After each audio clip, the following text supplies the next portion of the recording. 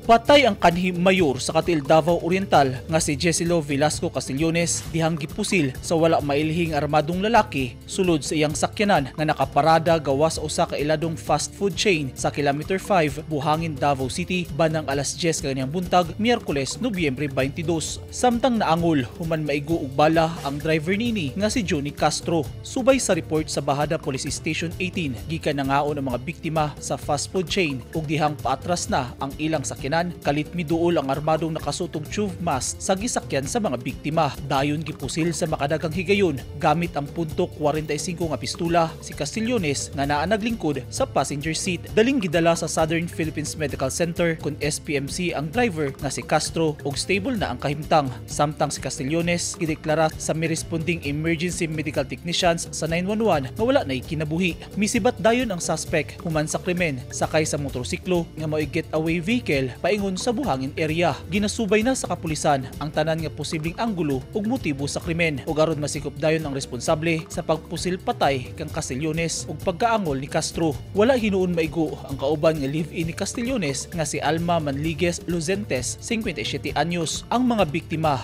parehong residente sa barangay San Rafael, Katil, Davao Oriental. Eugene Hinutan, Newsline Philippines, Davao Region. Stay safe